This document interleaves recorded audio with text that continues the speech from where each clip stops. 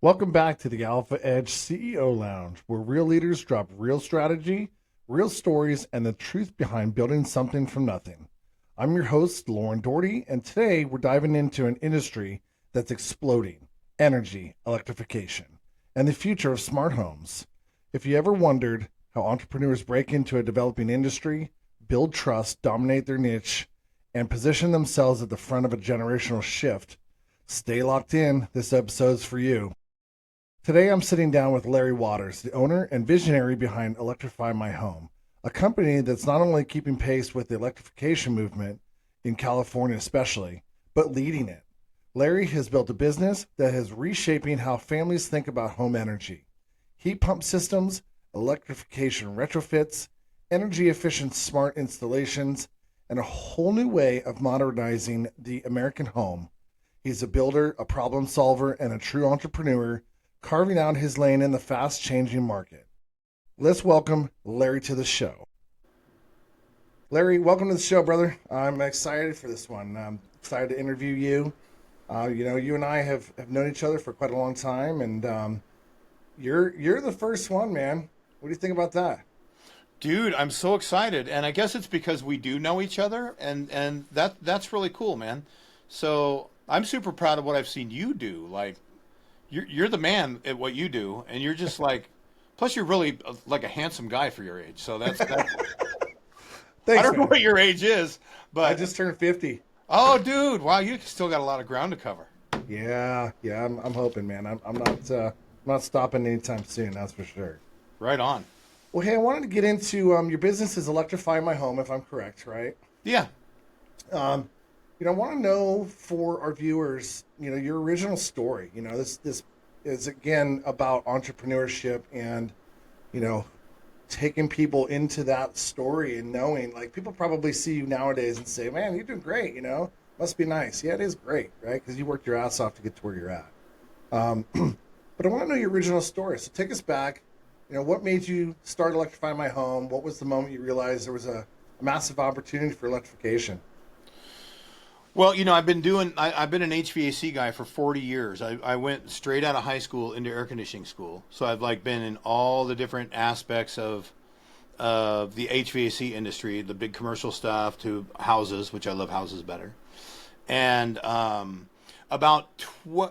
2000, it's 2025 now. In 2010, being a service technician, one of the things about HVAC is like we'll go and there's a perfectly operating HVAC system and people that live in the house that aren't comfortable.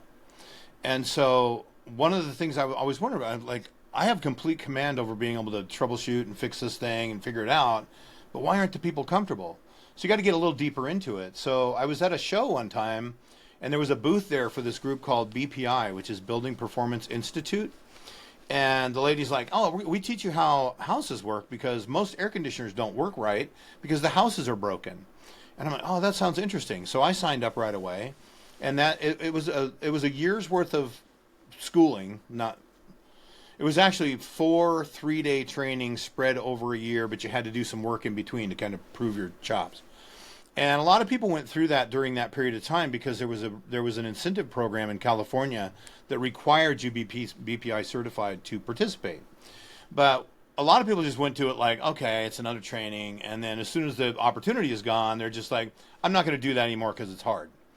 And so, I'd like to say like the Kool-Aid that they served there had the perfect amount of sugar, so I drank a lot of it. So I, like, when I got that education, I never went back, right? Yeah. And I just started like, if I can make houses work better, then I can make smaller systems work better, and I can save a lot of energy, make the houses more comfortable, and not to mention, I went from like an $8,500 average ticket to almost $20,000 just by switching that because now I'm taking care of the other systems in the house.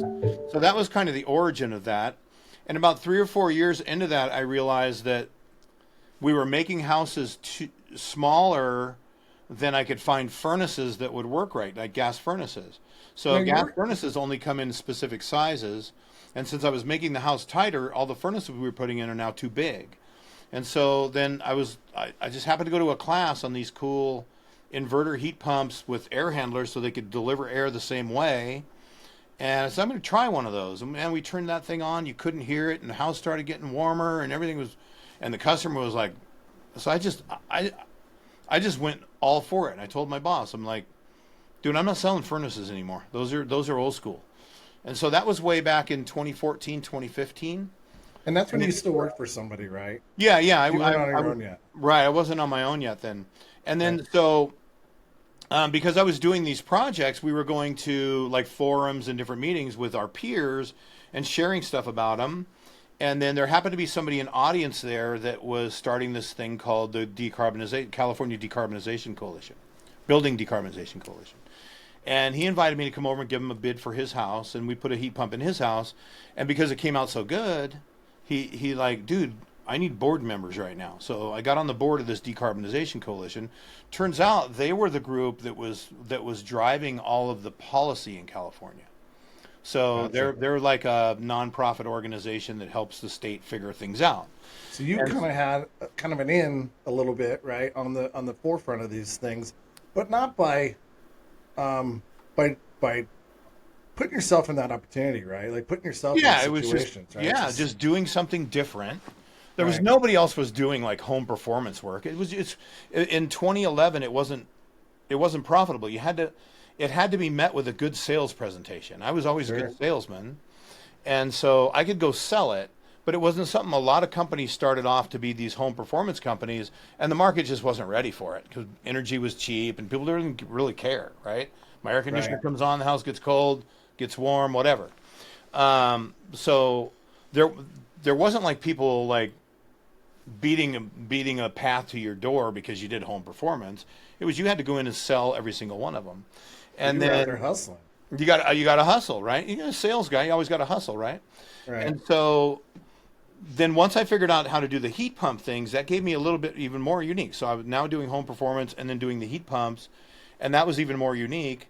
And then the challenge was to go sell these to people that didn't need air conditioning because a heat pump is a heating unit with an air conditioner built in, and that's kind of the bonus. If you only have heat, get a heat pump put in, you got some cooling in the summer. Well, I'm selling these down in Berkeley and Oakland where they don't run air conditioners, right? The whole idea is, I open my windows, I got a built-in air conditioner. And so Right. that was a bit of an upsell, but then I got enough of a following by doing that. And then what I did is I realized who my customer was. And so I did some outreach into some groups like sustainability groups and the decarbonization groups. And there's a whole bunch of people that get together and have coffee and talk about how the world should be better in their view. And part of that is getting rid of the pollution that comes with gas. And so I Gotcha. positioned myself more as that. And this was while I was still working for the other company. And I had made enough allies in these groups and I have done enough influential people's homes that I just reached out to them and I says, hey man, I'm opening up my own shingle. Can't guarantee what kind of work you're going to get out of the other company because I was the one doing that. And this whole bunch of people followed me over. And And they were like, "Yeah, we're on board," yeah, and then there was because you like, I proved got a yourself to guy, them. right? And so all this time they're getting together talking about how the world should be, and they finally get a guy that understands it from a contractor side because contractors early on were just like, why would you want to do that? Just put a gas, Right. just do this, do that, and because it was easier for them and they didn't understand the implications. So it was the Sure. knowledge that I came with and my ability to position myself there. And then I was just the I got a guy. Like everybody's, oh, I want to do that too. Well, I got a guy. And so, but this was while I was working at another company, and I built all these relationships. So when I retired from the other company, which is kind of an interesting story in its own, we can share if you want to. But Sure. um, Anything you want to talk about? This is so your platform. I'll expand on that right now while my mind's there. So Okay. actually, I worked at that company for 15 years, and I was kind of the push for them to do the home performance work. So I was really the only one selling it, kind of designing it. The installers would go install it. The other guys at the company didn't want to do it because it was just hard. And So and a little bit of an old school mentality, yeah. yeah, yeah. And I was And like, that's I've fine. never been old school. A really good salesman wants to be different, right? And Right. more than money, we want to be told that we're doing a good job, right? That's Sure. all breaks down into personality types. Correct. And so, basically, I went to the owner Well, step back one. I actually in 2019, I figured out the name, so I trademarked my name right away. And then I got with a company and designed my logo that you can see in the background there. It's a cool logo too. And I says, okay, I got this going. So I went to the owner of that company and said, hey man, let's work together on this and let's just have a little branch of the company here because I wanted the easy way out. And he's like, dude, I'm retiring next year. I don't want to get in anything new. And I said, you're retiring? Who's gonna run the place? And he said, my kids are. And I'd worked with his kids. Kids are great people. He's a great person. Sure. Right? Great people, great place to work for years. But I didn't want to be like the old guy at Dairy Queen with a 17-year-old manager. I'm not that guy, right? So Yeah, sure. I said, guess what? I'm retiring too. So I stopped working there right around in February of 2020, right before, a couple weeks before, 2 weeks to stop the spread. And just to interrupt real quick, and I think this is an important topic and key point is, and I was kind of looking at some of this on Instagram today. Big CEOs, when they started their business, 47, 50. And how old, if you don't mind me asking, how old were you when you decided, hey, I'm going to do this on my own? I was double nickel, brother. Well, good for you. Yeah. And you've done well. So I think that's important for even people, our age that are thinking about it. Right? Well, the entrepreneur thing is seeing an opportunity or having an idea that you can change things.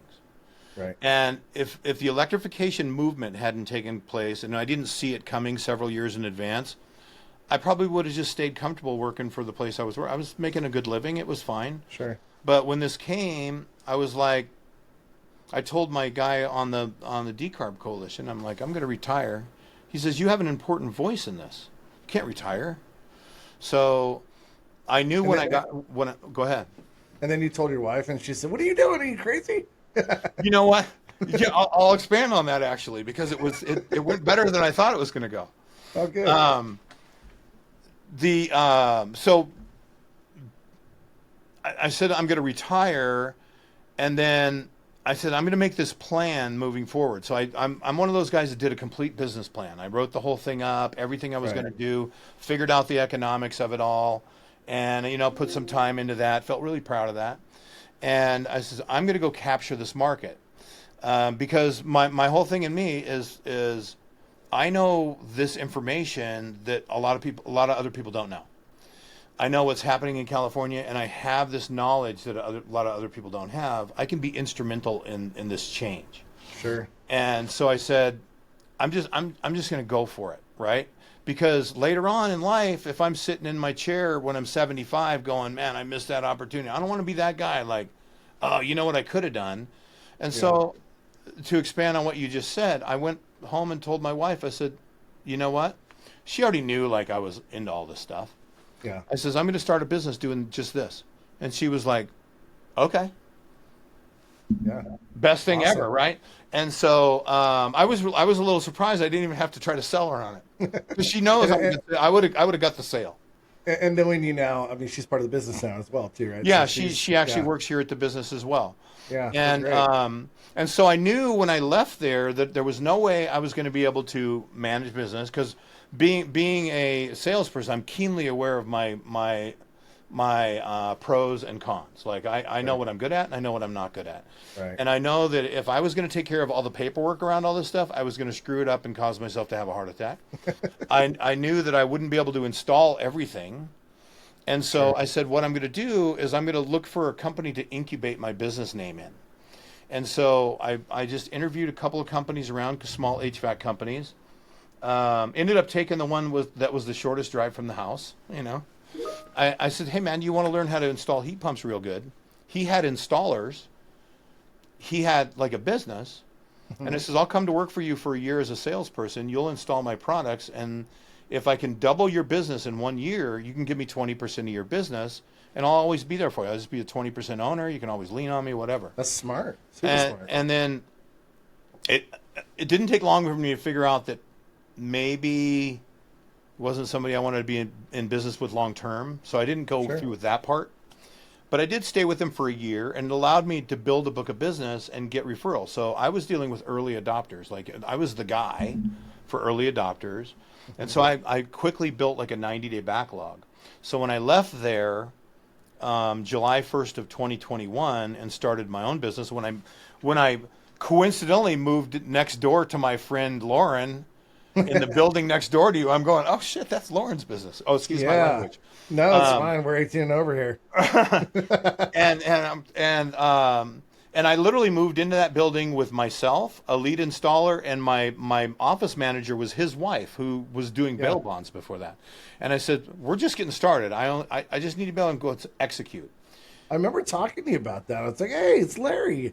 Yeah, Awesome. You're my neighbor now. But man, I could tell you, without, I think I want to jump into the next question. I think it's a great introduction to the next question. But, I saw you grow exponentially very quickly. I mean, you were outgrowing, you took the next space over, and now you're in a huge building. I mean, and that, what is this, 5, 6 years you've been doing it? I mean, it's four I and a thought half it, years now that I've had a payroll, and a year before that I was yeah, working I, with the other guy.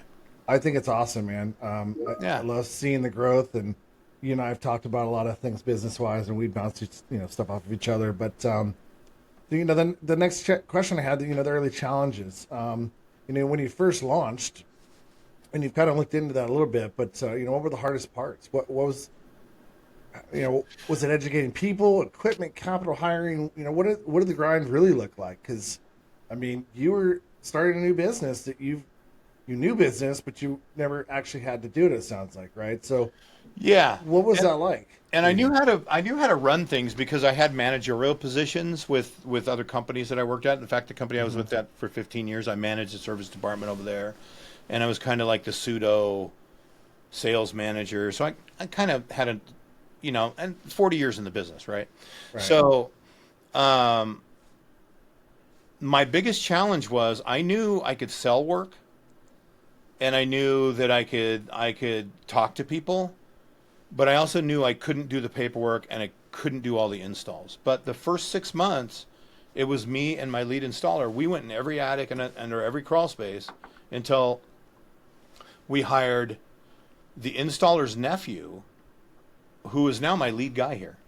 So now you Um, were actually going in crawl spaces and attics oh yourself. yeah, yeah. Me and him were installing everything for the first 6 months, and then we hired his nephew, who had like 3 months experience working for his Yeah. grandfather or something, a 19-year-old kid, and brought him in, and he just like was a sponge around his uncle, Yeah. and his uncle taught him all the basic things on how to learn how to be the best you can be.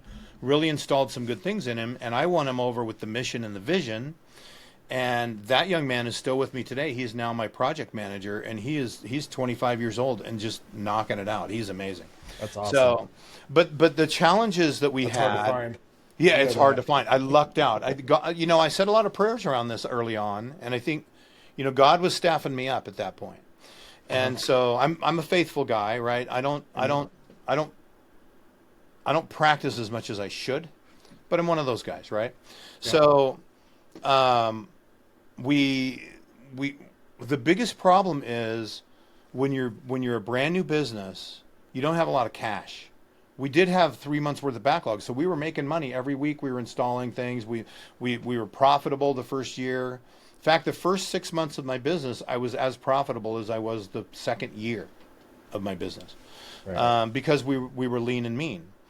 And then it was all about trying to find people to help. Now I need to grow this thing. And so trying to find people that were willing to come to work for a company that didn't have any benefits, was completely doing something new, nobody had ever heard of. It was challenging. So Sure. I put some young guys under my wings.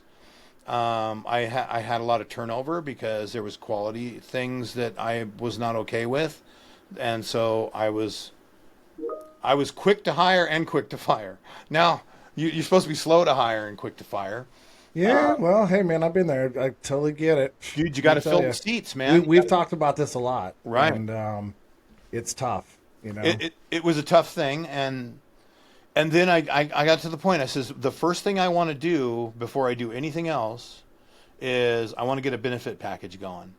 And so I invested in a benefit package, so at least I could have something to draw some people in, right? So we had Sure. You basic kind of have medical to nowadays. benefits and a 401k, although none of the young kids were smart enough to like put any money in it. Which brings up a whole nother challenge story you can Yeah. ask me about later. But the once I started getting on a roll and was able to hire people, then the idea of electrification and HVAC and stuff was easier for me to talk about because I had like these successes, these small successes behind me. I literally started this business with like 30 grand and a truck that I bought on 100% or 0% interest. Right. It was my own personal truck that I bought, and then I got a really bad equipment loan to buy our first service truck. You know, I'm still paying on that now. Hey, you do what you got to do, I'm sure it right? was I like mean, 18% interest or something. I don't know. I don't know too much on it now, which is good. yeah. Um, and then yeah, then we grew enough to get out of that building, and then or not out of that building, but rent the building next door because I found a really great office manager. Hmm. My first office manager and her husband, they stayed with me for about a year, and then she came in and she said, "I don't want to be the reason that your business isn't successful, and we're doing too much for me to handle." And I says, that is the most honest thing I've ever heard from anybody. She says, I Yeah. love you. I love this business. I love everything. Like, I love all this. I just can't handle where we're going, and I don't want to be the reason it fails. And Right. I'm like, please don't leave. We'll figure it out. I'll hire somebody else. I'll get you somebody else. Sure. But then we Did she advertised. stay? I found a great office manager, an older lady. So she didn't Um, stay? was that? She didn't stay? She didn't stay. And Gotcha. then I knew when she didn't stay that her husband wasn't going to be far behind. He Sure. ended up getting a great job with Tesla, and he's making killer money, but now he lives in Texas and she lives in California. But You know, the that's okay, and you kind of learn along the way. There's a question I'm going to ask you later on in this podcast that's going to kind of touch on this a little bit as well, but um, losing top people that you think are the top people, good or bad, it's not always a bad thing. And we'll get into that a little bit more, but yeah, I got a story about that. So, I bet you do. yeah. So what I did is job number 6 for us was for a guy up in Davis. Hmm. And just so happened he was into energy program stuff, and he was familiar with us, and he was also a BPI certified guy, but he was not a guy that could go out and turn tools and do work. But he has a master's degree in energy science, and just a really sharp analytical personality, very organized guy. And I hired that customer, and he is now my business development manager. He's been with me almost 4 years. No kidding. Yeah, he was customer number 6.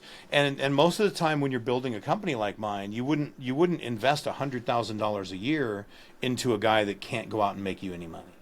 Right. So and I was thinking strategically at the time, like I know that I have these things that I can't do, and if I want to grow, I need somebody like this. And so he's still with me. He's one of the reasons our training program is so successful. So he's a I know linchpin who of this that is. company. Yeah. Yeah. So, we might as well I want to throw this little question out to you, and then we'll get back in a slew of questions I have for you. But, with that being said, the teaser question we have for you, and we kind of do this with everybody. Um, if you have a top guy in the company, right? Think about this. And I don't know if you've experienced this. I definitely have a couple of times.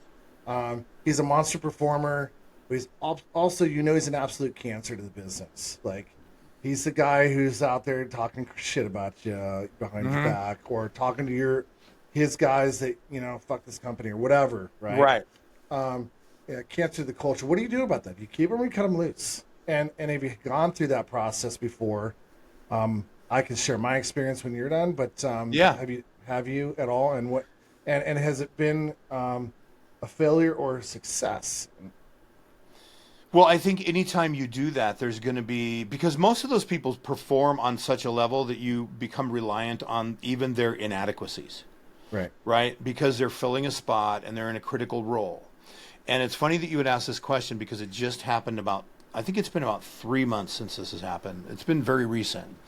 And a guy I had working for me, 45-year-old guy, 2 kids, stable guy, 20 years experience, plumber, HVAC technician guy, I hired to be my project manager. for a couple years he did a really good job, and then his work started slacking, and it was as we're growing and things are moving faster. And so he went on vacation. This just happened 3 months ago. He went on vacation, left his company truck out here to park in the yard, because don't leave the truck home while you're on vacation. Sure. And my dispatch manager downstairs said, "Oh, the windows are down on that truck. I need to get the keys and go park it in the yard." And so she called me down and said, "Hey, I want you to look at something's going on with this truck." And I'm come down there, and she goes, "Take a deep breath." And I says, "It smells like a parking garage in San Francisco, right? It smelled like freaking weed in his truck." Right. And this is a 45-year-old guy. Like, this is a guy with a hot mid six-figure salary. Like, a lot, it was paying him a lot of money. Sure. And so he came back from vacation, and I asked him point blank. I said, "Dude, are you smoking pot in my work truck?" And he said, "Yep." And I'm like, why? And I said, that's the one. I have one non-negotiable at the company. Sure. Like, I will give you a second chance on anything, but if you do drugs or drink in one of my vehicles, you're putting my whole company at risk. That's a non-negotiable. You're done. Right. And so I had to get rid of him. Right. And which means I had to pull Dominic from being a lead installer, who was just my best lead installer, into being the project manager position. And that's caused a little bit of a ripple effect. But it took me a couple of days to figure out what I was going to do about that. And I said, I just came back and said, "I've told everybody in the meetings that's a non-negotiable. If I keep this guy here, I can no longer enforce that non-negotiable." And so had to let him go. And we really haven't looked back since. And then as somebody like that leaves, you start finding out kind of all the things they were doing that were inadequate. So it just kind of reinstills the benefit of getting rid of them. But it was hard. It's still hard to deal with. And so, that was very recent that happened. Do you think, because we've had a couple of situations like that, we've been in business for a long time, and our situation was not similar, but I've had a couple of top guys leave, and you think it's the worst thing in the world, right? You're like, "Oh my God, what am I going to do?" You start stressing. They were the top guy. They did all these things. And then you realize, and you start digging through what they were actually doing and uncovering a lot of garbage, right? And when I say they're a cancer to the culture. And then all of a sudden, you ask all the guys, "Hey, so-and-so left," and they're all like, "Oh my God, thank God. Yes, he's gone." yeah. And you're like, "What? What do you mean?" Like, "Oh, we hated him. He's this and that, and we never wanted to tell you because he's the guy." And and I'm like, "Holy shit!" Like, wow. Yeah. And then all of a sudden, the culture changes immediately overnight, and everybody's like on the same page, and all of a sudden things start running better. I'm not saying that all the top guys are like that, but I'm saying that it isn't always the worst thing in the world, and sometimes the shakeup in the company makes us as owners look at our business again in depth and go, "We can change this, we can change that to make it better." Right. So we've had that, and I want other business owners to know that it isn't the worst thing in the world. You will move forward, and it is what it is, and you just deal with it. It's just something you got to do. Yeah, when I told everybody the following Monday down in the shop, I got everybody together in the warehouse, and I'm like, "Hey man, had to let go." I didn't tell anybody here why. They all knew. Right, of course. They all knew. They all knew before I knew. And so sometimes the players on the team know if there's a bad player before the coach does. And that was the case with him. And Dominic told me, like, nobody respected the guy. He didn't know he was a hothead, and there was just like when he was here and operating on a high level, he was really good. He just kind of destroyed his. And I don't look at it as getting rid of somebody. I look at it as they've self-selected not to be part of our organization. 100%. And that takes a lot of the sting out of having to get rid of people. If you give somebody a couple of warnings and they're doing the same thing over and over again, then you decided not to work here. It's not me getting rid of you. It's you made the decision here. And so learning that lesson over this 4-year period of time or 5-year period of time I've been in business has been extremely valuable because You're always learning, right? yeah, and you got to do what's right for your business, man. Your business is Yeah. more important than anything else because your people are also important. But if your business doesn't exist, all your people are going to be screwed. Yep, So, like, exactly. or they're going to all have to go find different work, and none of them are going to be able to work for me. I'm a great guy to work for. So, the, I like to um, think I am too. right, right, We ask people. You ask anybody at our office, and everybody's always like, "Man, I love being here." I yeah, ask them all the time. I want yeah, to make sure that they're happy, right, right, as right. well as it's reciprocal. It really is, and you feel it. So the Yeah. next So the takeaway question, lesson on that yeah, is don't be afraid to make that decision because you'll get over it and it'll help yep, you build the business, just like you said. 1000%. So building processes and systems in your business. You and I both know scaling is all about systems. What were the first processes you had to build to get Electrify My Home running smoothly? And I will tell you that one of the cool things that I always thought was cool about your business, I always walked by your business and I saw you with this microphone in your mouth, right? And you're always on the phone, right? And I'm like, what is he doing? And I asked you one day, I'm like, hey, what are you doing? You said you do sales that way, Yeah. right? And you kind of told me how you did it, and I was like, wow, that's freaking smart. I've never seen anybody do it the way you do it, right? And I Yeah. think Yeah. it's ingenious. One for time management, for one of all, right? Because I know I've gone on 1,000 quotes that I'll get one out of 10 maybe, right? And I'm just wasting a lot of time. You do it a little differently, and I want to hear about that, especially. So go ahead. Tell us how you did that. So one of the things I said when I built this business is I worked at the company I was at before for 13 years. And they did everything just like a regular heating and air conditioning company does. You pick Right. up the phone, you say, I'll send a guy out. And so as a salesman over there, we spent a lot of windshield time. And there's nothing you can do with windshield time because you got to keep your eyes on the road and your hands on the wheel, right? There's nothing you can Right. do. And so I said, when I built this place, I'm going to build it on a foundation that doesn't have all the stuff I thought sucked out of the other one. So I'm either going to succeed or fail, right? I may as Right. well at least do it in a way where I think it's better. And so what I did when I put my website and everything together in 2019 is I said, I know my customers that are going to want these are tech people and are environmental people and influence type personality people.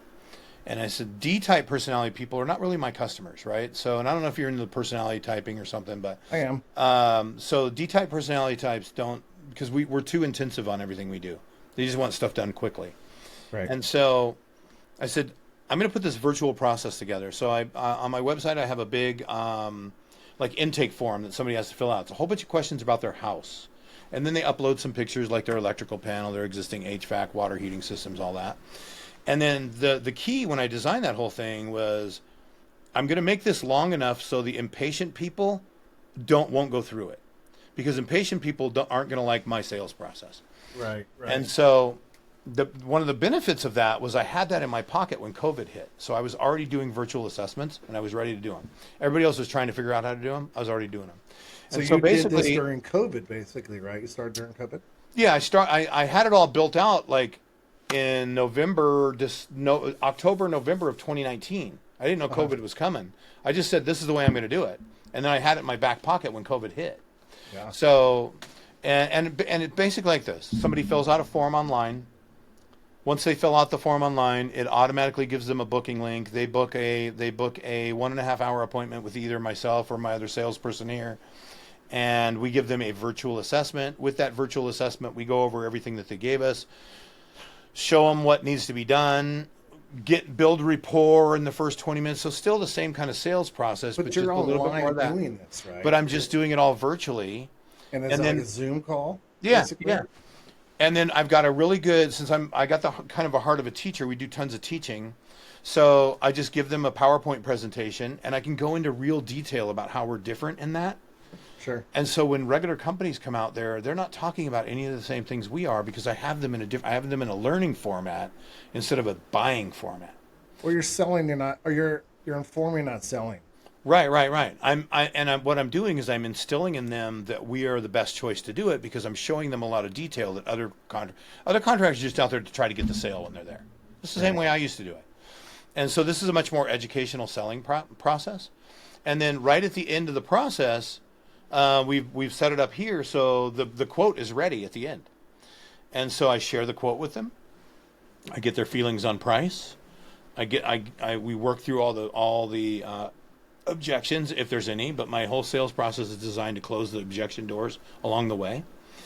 And then hopefully it's just price at the end, or and then I don't go to anybody's house until they've pre-authorized that contract, which is basically, we call it the handshake agreement.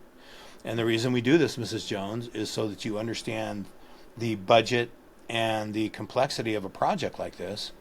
And this is our price. It often comes down a little bit at the other end, but if we miss something, it might go up. But I've done thousands of systems, so I know pretty much what this is going to cost, and this is what it looks like for your project. And we have right now, we're doing about a 39-40% closing ratio doing it that way, and we never leave the building. Right. That's smart, man. I mean, honestly, we're doing the same probably, but it's, we're going out, and we've actually took a lot of it in-house as well, and not going out to as many properties as we used to. And I've kind of learned that from talking to you, to be honest with you. I kind of cut that down a bit. I don't do much of the sales anymore. My gals in the office, They're really good, by the way. Thank you. I appreciate that. They love their job. They love doing sales, and that happened just kind of organically. Brittany came to me one day and said, "Hey, can I do some sales?" I'm like, "Yeah, let's do it." So now all my employees sell, all of them. Yeah. So they all get commission, and it works really well. It's taken me. It was the last piece I had to get out of the office so I can do other things, and I struggled with that big time. And maybe this is good for you, good for maybe other people listening that have a business. But teach your people to sell. Give them a commission, because they know this shit better than most people. Yeah. They know it, and if they can figure out how to sell it, let them do it. Yeah. And then they make great money doing it. Keep it all in house, and it just starts turning that in house circle, right? So customer education. You're not just selling a product; you're selling an understanding of it, like we just talked about. How do you break down the complicated energy concepts to an average homeowner that gets it? Because, I understand what you do, but I would imagine that there's a lot of education that has to go along with it. I think you kind of talked about that just now. Yeah. But, for people to understand the concept of it and why it's beneficial to them, and, why they're spending the money to do that, right? How does that work for you? Well, that's part of the reason I named the company what I did, and this is not called Larry's Heat Pumps or Larry's Heating and Air Conditioning, is so that I could draw the consumers in early on that were already curious. But what we do that other companies don't do is we help our customers build an entire plan to electrify everything in their house. Because getting rid of gas is a not only a personal benefit if you're living in the house, but it's also a societal benefit. And a lot of people are tuned into that, and a lot of people are not tuned into that. So the idea is knowing who you're talking to. But we go very much into the way we install these systems is going to save you a ton of money over getting somebody that doesn't know how to do it to install it. And so it's a life cycle cost. Sure. And Mr. Jones, would you rather spend a little bit more money up front and have more predictable and lower energy cost over time? Or would you like to spend a little less today and kind of gamble on your energy cost in the future? Okay. And so getting into and asking people questions like that, we can figure out where they're at coming from as a buyer. And then just explaining, like I go into great detail explaining how the systems work, what they're going to expect, how they need to use them, how they're going to sound, all the things that could create callbacks later. I'm trying to hit on in the sales process. Mm-hmm. I got a D&D button on here somewhere. I thought that was my phone. So we go into all the details, and telling them how the systems work, and in telling them exactly how the systems work and the refrigeration process and all that, they get an understanding that it's going to be way different than it was with my furnace. And then like the heat pump water heating systems, like how they save energy during, they're designed to not run when power is expensive and have enough water there for you if they're set up and installed properly to get you through that period of time where they're not going to run to save energy. Right. Smart electric panels, if it's the right thing for your house. Whether do we need a panel upgrade on your house, or do you just need a new panel because your old one's old and rickety and sucks? And Yeah. and so it's a case by case basis based on the questions that we ask early on, what I'm going to drive the education on. And so we have a PowerPoint presentation that we share, just like it was a webinar or a class, but it's all based on their inputs. And so I feel like it's way easier, because kind of the case du jour for traditional HVAC companies go out and say, oh, California is going to be getting rid of gas. You're going to need to get a heat pump. And then they slap a heat pump in there that doesn't work and uses 50% more energy. Because that's kind of the case in California, right? And that's kind of what California is going. Now, do you do any business in any other states at all? No, we have a training program in Colorado along with some of our stuff we do here, but we don't do any business outside. We're still a pretty small company when it comes to that. But California is a big push for that, right? And that's kind of why you saw the writing on the wall and said, "Hey, we probably need to go that direction," Right. which is smart-ish, right? Well, I mean, it started really with heat pumps are just better because furnaces are wasteful and they pollute, and I can make a heat pump house a lot more comfortable. But then the California Air Resources Board, and most recently the Bay Area Air Quality Management District, have set in place some rules in California. And basically what they've done is said you can have any gas appliance as long as it doesn't have any exhaust, right? And there's no way to make a gas appliance that doesn't have exhaust. So they've effectively said no more gas appliances. Now in the Bay Area, no gas water heaters after 2027 and no gas furnaces after 2029, and then it's 2030 statewide. So everybody, their next home heating appliance is going to have to be a heat pump, and their next water heater is going to have to be a heat pump if their current one gets them past that date. Wow. And So for you as a business, right, as a business owner, you're like, man, this is great, right? Because you kind of have, yeah, that yeah. you're going to have business, for the next however many years, and where that is going to go, and you're trying to get people on board now, right? Before that happens. Yeah. But yeah, that's awesome, man. Yeah, and so Um, yeah, the little complexities are, so just for a second on gas, because gas is cheaper to heat with than electricity in some situations. right. And electricity and gas is very expensive in California. We have the highest gas and electric rates in the country, That's even absurd. more than like Alaska and Hawaii, which is just insane, right? Right. So when you buy a therm of gas, is what you run your house on, is a therm of gas is the measurement that they charge you for. Most of that therm of gas that you're paying for is the delivery charges. And the delivery charges is what covers the cost of maintaining the entire gas system in the state. And so as fewer and fewer people are buying therms, the price of maintaining the gas system is not going to go Goes down. up. Right. So that means fewer people are going to be holding the bag on that. So the delivery charges, experts are saying that gas prices are going to be quadruple what they were in 2018 by 2030. And they were about $1.50, and we've already seen them go up to $3. So we could be looking at gas prices that are doubled just in the next 4 years. So when we get closer to 2045, which is the next cutoff, that's when we have to be 80% below 1990 carbon levels. They're going to start pushing people to do it. Like, they're already pushing people with saying you can't put furnaces and water heaters in anymore. But it's going to get very expensive financially for people. There's going to be a point if people keep putting furnaces and water heaters in their house, there's going to be a point, or they keep their old one. There's going to be a point where they're going to have to decide whether this month I'm going to heat or I'm going to eat. And this is not a good place to be. And we can do the electric technologies that operate on far lower cost if we do it correctly. Unfortunately, an incorrectly installed heat pump system can use 50% more energy and not give you a comfortable home and cause all kinds of problems if you don't get it done right up front. Right. It's awesome. So the next question I have is really the business model, right? And this kind of one of the questions I have with what you're talking about, is it just retrofits that you do, or have you ever looked into like the new building market? No, the California codes are driving the building market, like the new building markets, and they're already requiring heat pumps be installed in new houses anyway. There's lots of contractors doing that specialize in that.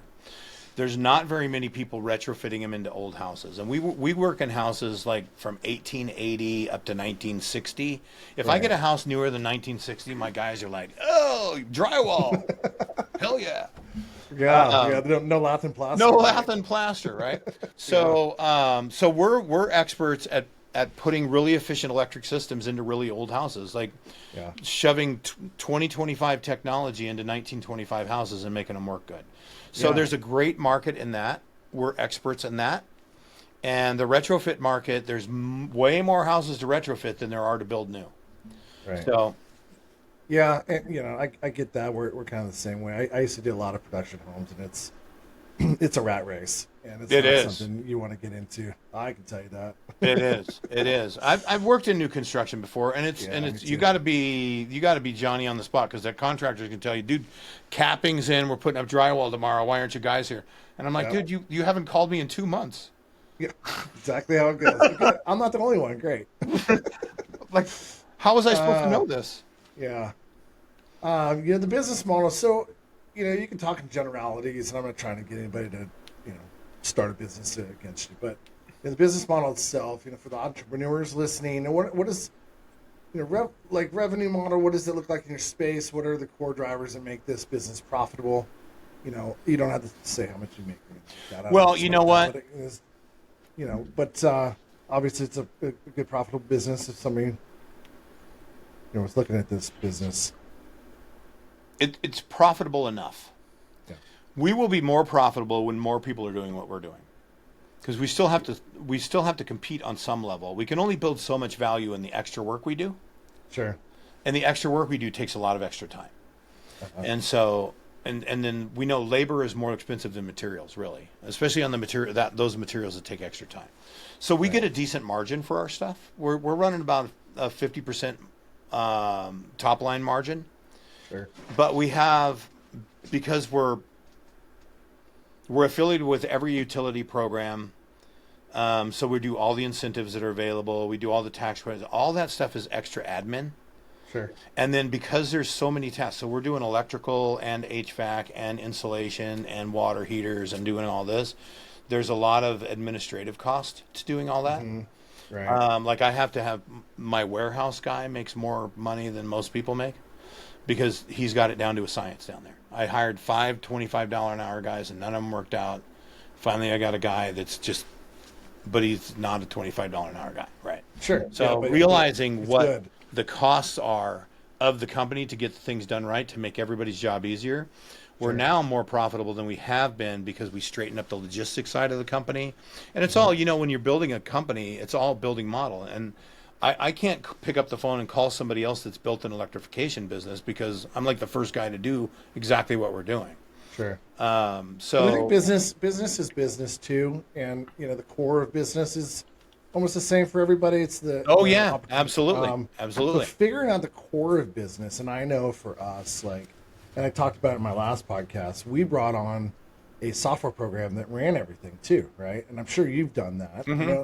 I know you have multiple ones, and we do too, but we brought on a core software program that did everything for us, from the lead to the sale to the job to the billing to the closeout, right? And all of that, and it keeps track of all the numbers, it keeps track of time, everything.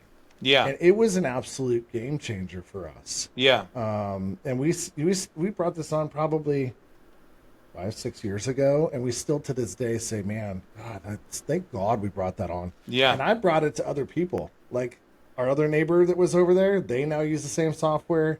A buddy of mine has an alarm company up in Santa Rosa. He brought that on, and it helped his business a lot too. So I think those types of things, you put in place to kind of make it a better running process. I think the other thing too is more money, more problems, right? Yeah, on the software thing, I think that's part of your business being.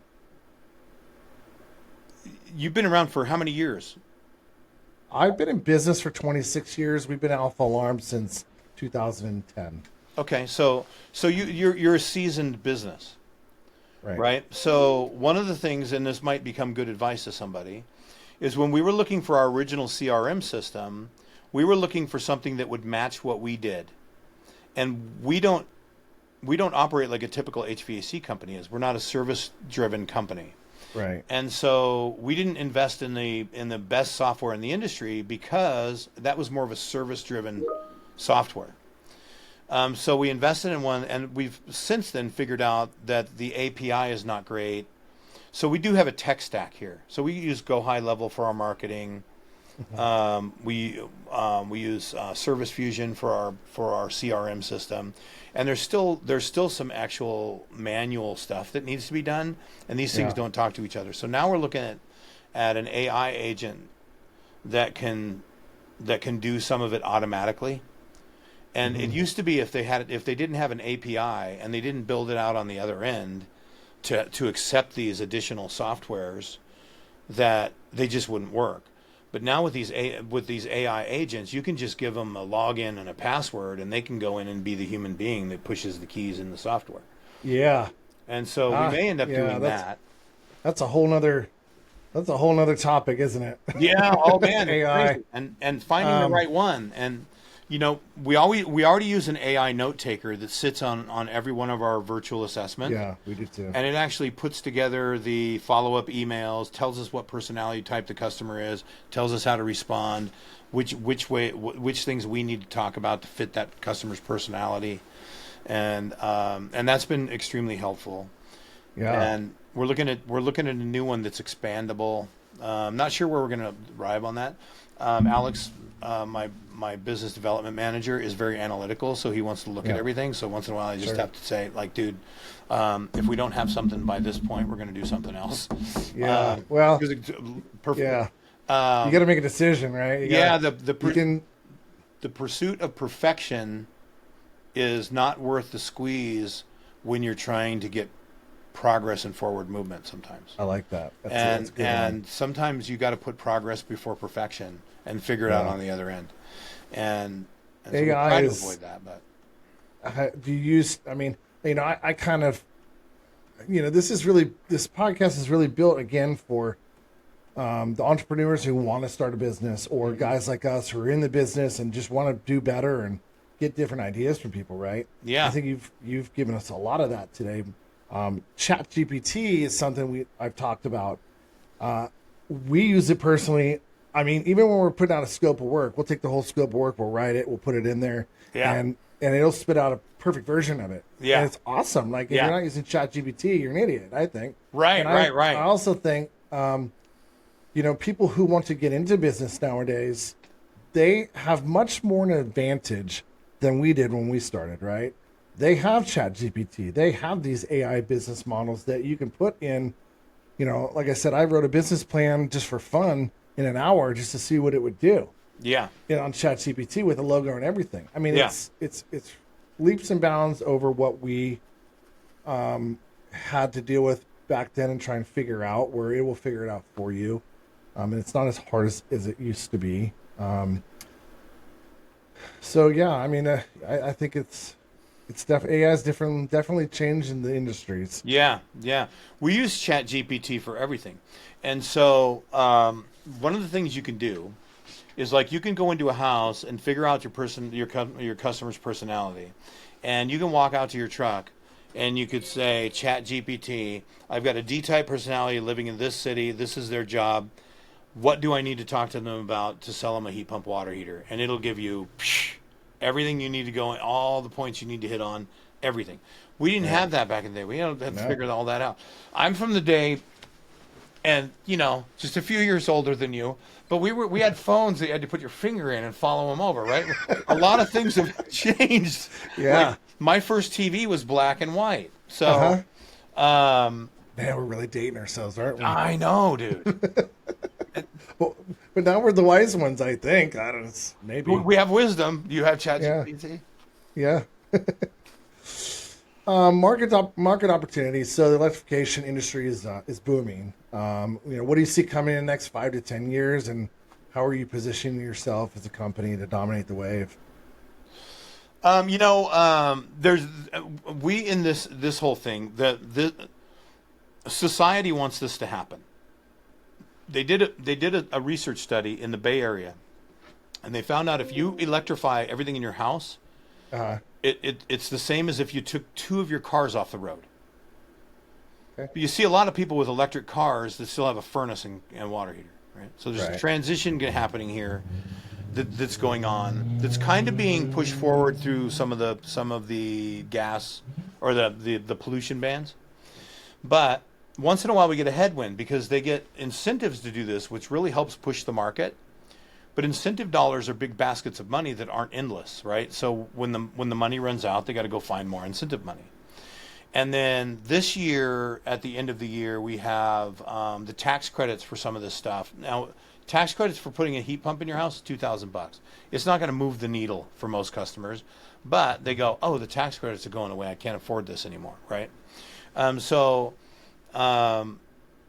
I can see, and I have a goal in my company of doubling the size of the company in the next 2 years, and so I have to do that, by looking at the weekly numbers and the KPIs and the matrices, and we look at that every day. And you have to, And right? That's you, important. you have to got to know where we're going to be, and you got to look at. I didn't make my numbers today. That means I got to make more of them tomorrow, right? Right. So putting those numbers in place that are realistic based on what this year's work has done and what we can do next year, and budgeting. Um, but the opportunity is pretty is pretty open for this particular business, and I'm feeling confident about it. This is not a weather driven business, so I don't have that headwind because a lot of my friends that are in the HVAC business this year kind of took it on the chin because it was a really mild summer. I've heard that, actually. Yeah. I've heard that from a few people that I know are in the HVAC business, and it's like, how's your year? Well, we really struggled. I'm like, no, really? Oh, Yeah, yeah, okay. that business is very seasonal. And most HVAC companies, when you get a seasonal business and you get a little bit of rockiness in the economy, and right now there's a lot going on in Washington and California that's making people wonder what's going to happen next. And Sure. that puts a little indecision in. So when you're in the HVAC service industry, and you find a broken furnace, it used to be some customers would say, I just want a new furnace. Yeah. But you had to talk to them about it, right? But now there's more repairing versus replacing happening, and the season's working against you. Sure. It can really kind of hammer a traditional HVAC business. Our business is not seasonally driven because we're a project company, and so we don't have that kind of thing that we need to weather against. Yeah. But the tax credits are a psychological barrier for people right now. So we're trying hard to get the word out that it's not that much in the grand scheme Yeah. of things. Okay. So, my forecast for business growth is really good over the next couple of years, and Good. eventually, I'm not a spring chicken. I mean, I did have black hair when I started this business. Yeah, so did I, man. Yeah. No, no, not really. Sorry, Um, Gray. yeah, me either. The Uh, and all these wrinkles, they just came in the last 4 years. So you still look good, man. You still look good. so I'm going to stick around for another 5 years, and we'll figure out what the exit's going to be. It may go to my Yeah. employees. I'm not exactly sure how we're going to do that, but we Well, are we are budgeting for expansion over the next couple years, and at least two sure. xing the business in the next 2 years.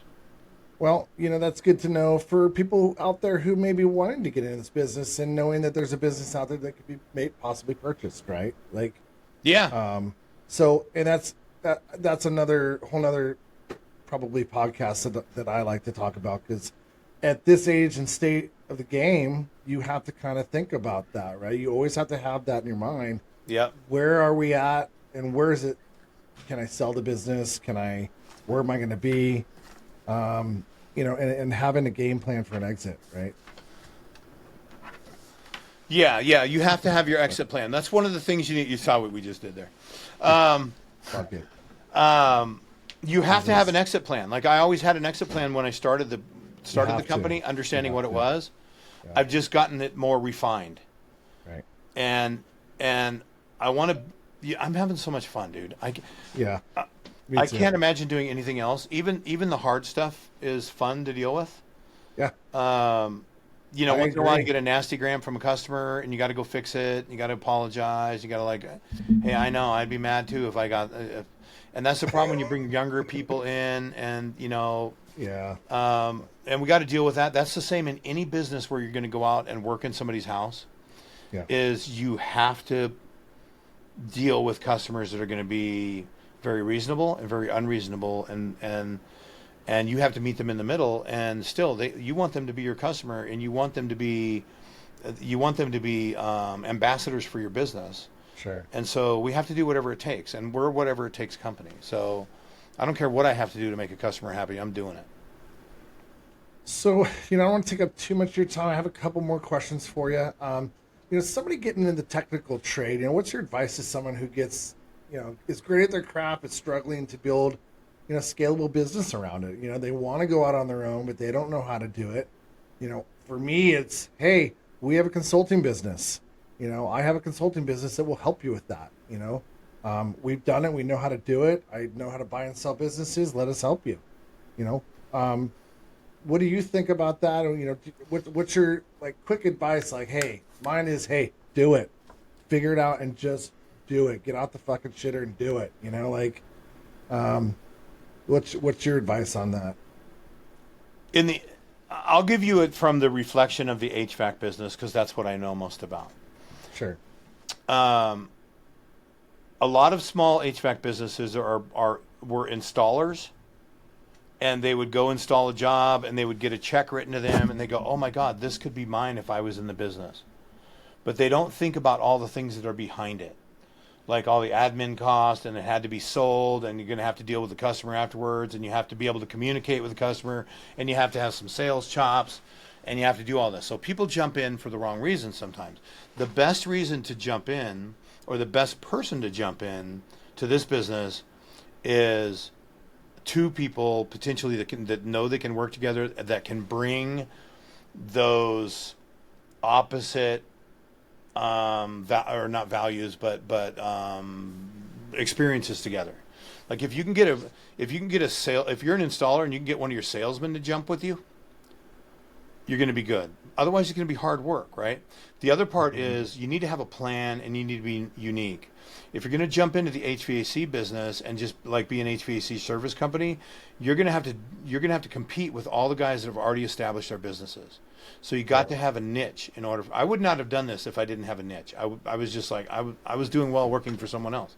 So if there's not a niche and a need, and if you're an entrepreneur, you already know that there has to be something you're going into for your idea or your passion.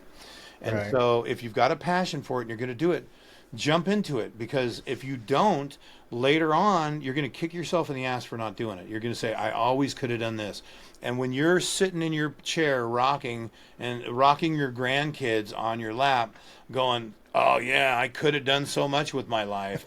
Right. I'd rather be rocking those kids and saying, I tried this and it didn't work out and I failed and I went back to the other thing. And Or I got in, I failure stuck is it out, I okay. made it work. Yeah. Yeah. And failure is okay. You're gonna fail. You're gonna Yeah. fail. Like, and hopefully you can micro fail is what I call that. Like we have little failures within our business all the time that we can fix. But Right. some people are going to fail. And the whole thing is, you built it once, you can build it again. And then you have to have the right mindset. You need to put down the BS crap that you're filling your brain with, and you need to start filling your brain with some mindset.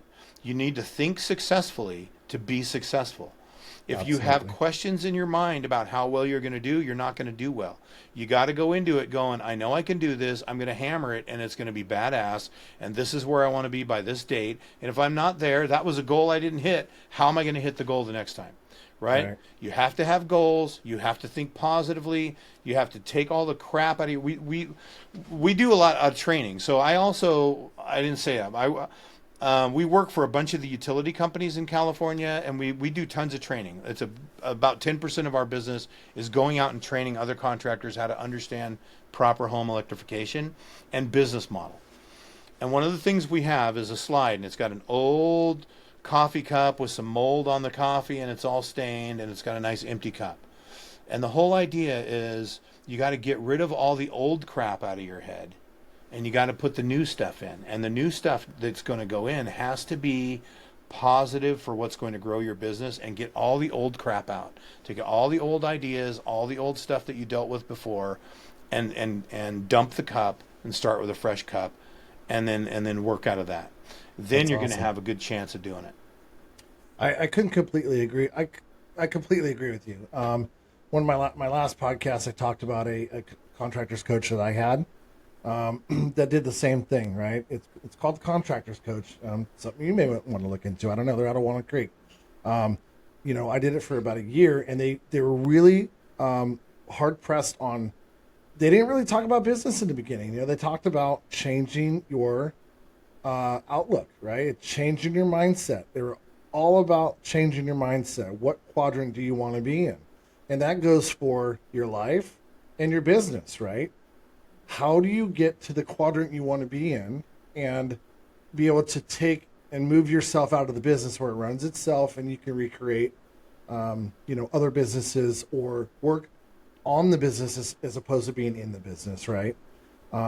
I took that and I have done that, and now Alpha Alarm pretty much runs itself, and I'm able to do other businesses in this podcast that I really absolutely love. I love this. I love being able to do it.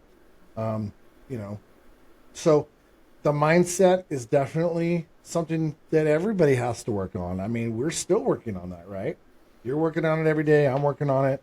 I think definitely that's something that new people wanting to go into business really have to change their mindset on that. And people who have started a business and having some struggles need to change their mindset as well. Yeah. If you're going to run a business, you should spend at least a portion of your time, whatever works out for your family. And you should spend a portion of that business listening to audiobooks and podcasts like this one from people that have gone through it, so you can pick up those little things. Because Yep. you know what? You could listen to reruns of Bob Dylan on the way to work if you want to, or you can listen to, less rock, more talk if you want to, but it's not going to get your head to where it needs to be able to drive it. And you need to look at what you want to do in the future and go, this is where I want my life to be, and this is what I'm working for. So you constantly have something to remind yourself they're working for. So I had an issue with that. When I first started this business, I said, I want to have a business, I want to build this thing, and I want to have it successful by this date, and I want to be making X revenue. And I made that goal in 4 years, and I was going, crap, what's my next goal? Yeah. And I live in a very modest home, but it's nice. I mean, my kids have all moved out, so it's gotten bigger, right? I mean, Yeah. I'm not a giant house guy, but Yeah. maybe I should be. And I've Yeah, kind you of live got, beyond, don't you live know, beyond your means either, right? and yeah, and I've got the same. I've been driving the same truck for 3 years. I haven't bought a new truck every year. If I'm buying a new truck, it's for my business, right? Right. Yeah. And so now I'm actually rephrasing that and looking at my exit plan and what that's going to be and what my point of desire is going to be there, because I got to this place where I made this goal and I was like, I've done great, but what do I do next? And then so now I'm dreaming bigger. Like I'm going to move to Roseville Yeah. and be closer to my parents. I'm going to buy a nice house up there, right? Or Yeah, get a we'd like nice to kind of house, be up there probably as rent well. it for a minute and then buy something when if the market makes an adjustment. Yeah. But We're looking that way as well. yeah, and then just like maybe that's where I end up, maybe it's not. But Yeah. but dreaming beyond the business, because I've already these came true because I had a very specific goal and we met that goal, and now it's like shit, I need another goal. I need some more goals.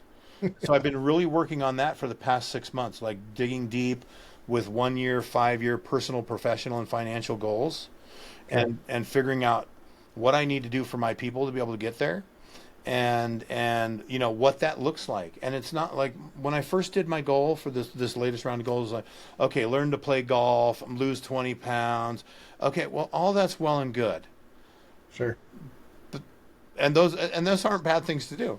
But like, what's that going to do for what's the trajectory? And is it something that I'm actually can do? Is it measurable? Is it a SMART goal?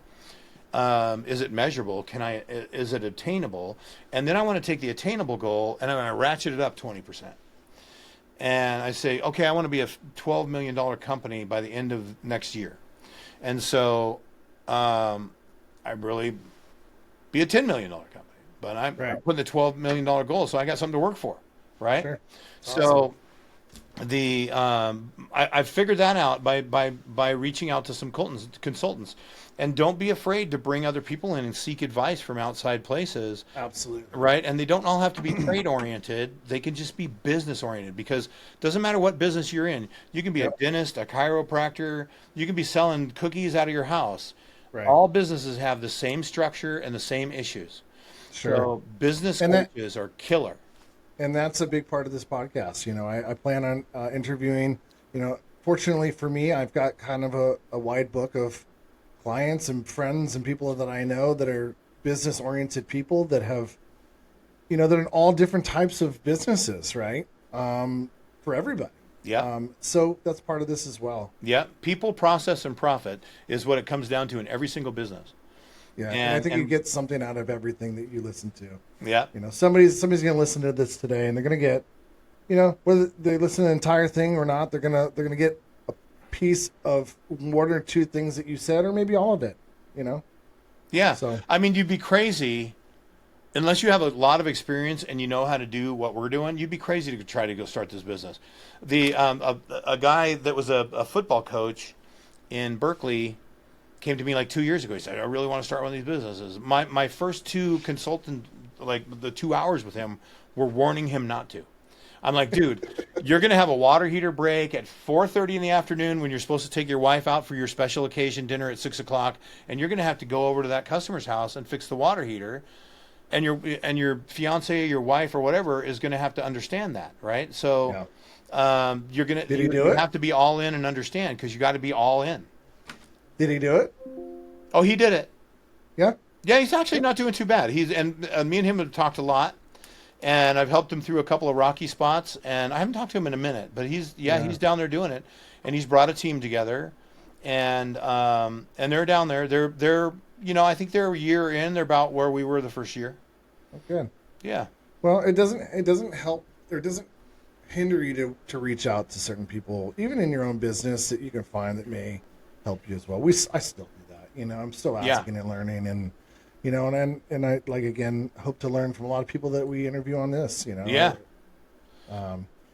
So I think you're doing a great service for all those guys out there that want to do it, man. And I would say, you know what? If you got a good idea, you got good work ethic. Hey, if you think you're going to start a business and you've got three young kids at home, and your wife is calling you at 5 o'clock wondering where you're at, work for somebody else for a while until those kids are grown up a little bit. Yeah. Right. and until you don't need to be home at 5 o'clock every day, because that'll shoot you in the hip. So there's also a timing thing. So I know it's next for Electrify My Home, but as we wrap this up, where can people follow you, learn about your services, or get in touch?